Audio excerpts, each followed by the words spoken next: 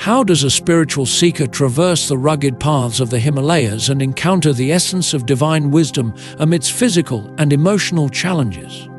In this episode, we unravel Swami Vivekananda's profound journey through the sacred heights and his deepening realization of India's spiritual and social state. Welcome back to our ongoing series on Swami Vivekananda. Today's episode follows Naren's transformative journey as he ventures through the Himalayas, faces intense personal and spiritual trials, and contemplates his mission to address India's pressing social issues.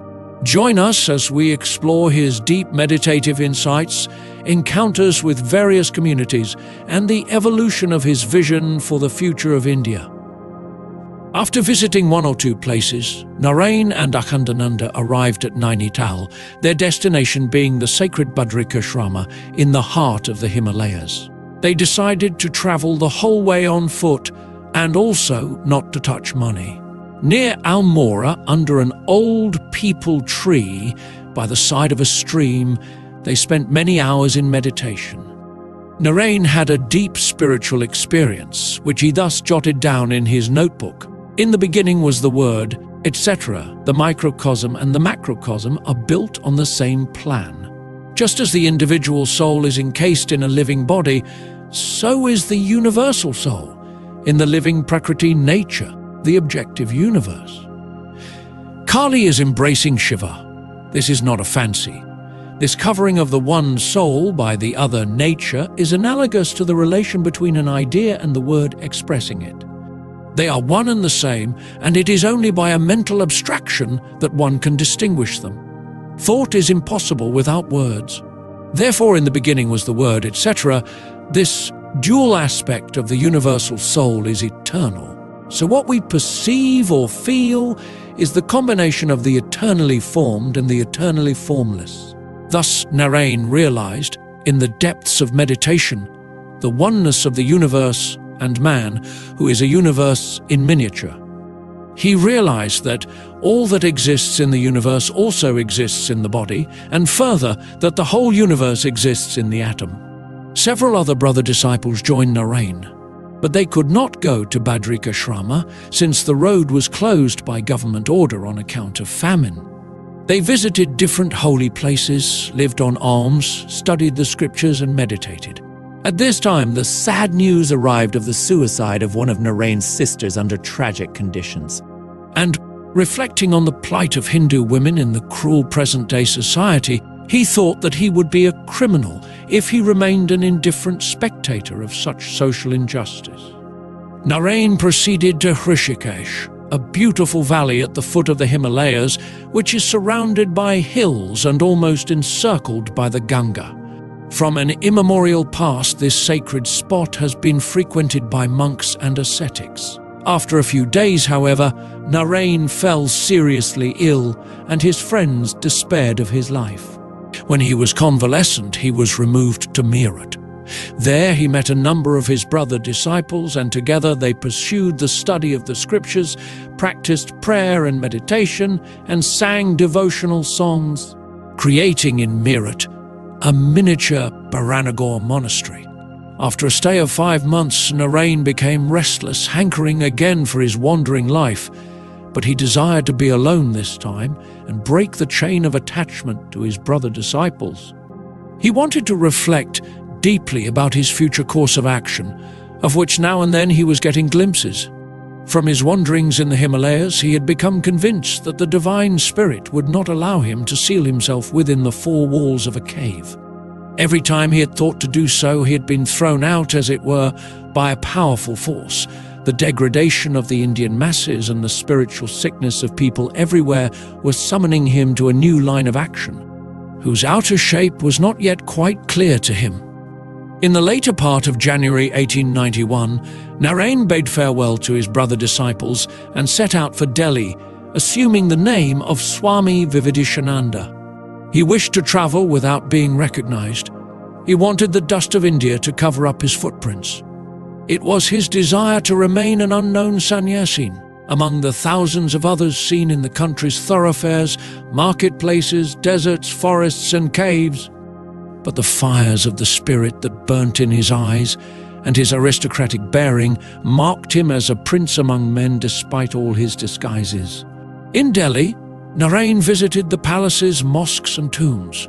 All around the modern city, he saw a vast ruin of extinct empires dating from the prehistoric days of the Mahabharata, revealing the transitoriness of material achievements.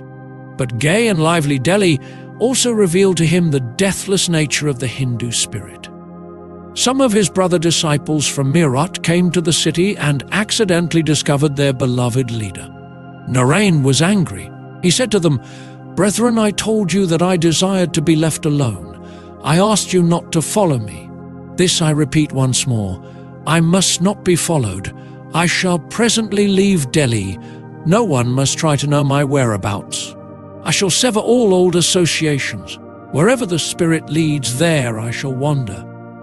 It matters not whether I wander about in a forest or in a desert, on a lonely mountain or in a populous city. I am off. Let everyone strive to realize his goal according to his lights." Narendra proceeded towards historic Rajputana, repeating the words of the Sutta Nipata, "Go forward without a path, fearing nothing, caring for nothing, wandering alone like the rhinoceros. Even as a lion, not trembling at noises, even as the wind, not caught in a net, even as the lotus leaf untainted by water, do thou wander alone, like the rhinoceros." Several factors have been pointed out as influencing Narain's life and giving shape to his future message. The holy association of Sri Ramakrishna, his own knowledge of Eastern and Western cultures, and his spiritual experiences. To these another must be added, the understanding of India gained through his wanderings. This new understanding constituted a unique education for Narain. Here, the great book of life taught him more than the printed words of the libraries. He mixed with all, today sleeping with pariahs in their huts, and tomorrow conversing on equal terms with Maharajas, prime ministers, orthodox pandits, and liberal college professors. Thus he was brought into contact with their joys and sorrows, hopes and frustrations. He witnessed the tragedy of present-day India and also reflected on its remedy. The cry of the people of India, the gods struggling in humanity, and the anxiety of men everywhere to grasp a hand for aid moved him deeply. In the course of his travels, Narain came to know how he could make himself a channel of the divine spirit in the service of mankind. During these wandering days, he both learnt and taught. The Hindus he asked to go back to the eternal truths of their religion, hearken to the message of the Upanishads, respect temples and religious symbols, and take pride in their birth in the holy land of India. He wanted them to avoid both the outmoded orthodoxy still advocated by fanatical leaders and the misguided rationalism of the westernized reformers. He was struck by the essential cultural unity of India in spite of the endless diversity of form. And the people who came to know him saw in him the conscience of India, her unity and her destiny. As already noted, Narendranath, while travelling in India, often changed his name to avoid recognition. It will not be improper to call him, from this point of his life, by the monastic title of Swami, or the more affectionate and respectful appellation of Swamiji. In Alwar, where Swamiji arrived one morning in the beginning of February 1891, he was cordially received by Hindus and Muslims alike. To a Muslim scholar, he said, "There is one thing very remarkable about the Quran. Even to this day, it exists as it was recorded 1100 years ago. The book has retained its original purity and is free from interpolation." He had a sharp exchange of words with the Maharaja, who was westernized in his outlook. To the latter's question as to why the Swami, an able-bodied young man and evidently a scholar, was leading a vagabond's life, the Swami retorted, "Tell me why you constantly spend your time in the company of Westerners and go out on shooting excursions, neglecting your royal duties." The Maharaja said, "I cannot say why, but no doubt because I like to." "Well," the Swami exclaimed, "for that very reason I wander about as a monk." Next, the Maharaja ridiculed the worship of images, which to him were nothing but figures of stone, clay, or metal. The Swami tried in vain to explain to him that Hindus worshipped God alone, using the images as symbols. The prince was not convinced. Thereupon the Swami asked the Prime Minister to take down a picture of the Maharaja hanging on the wall and spit on it. Everyone present was horror-struck at this effrontery. The Swami turned to the prince and said that though the picture was not the Maharaja himself, in flesh and blood, yet it reminded everyone of his person, and thus was held in high respect. Likewise, the image brought to the devotee's mind the presence of the deity and was therefore helpful for concentration, especially at the beginning of his spiritual life. The Maharaja apologized to Swamiji for his rudeness. The Swami exhorted the people of Alwar to study the eternal truths of Hinduism, especially to cultivate the knowledge of Sanskrit side by side with Western science.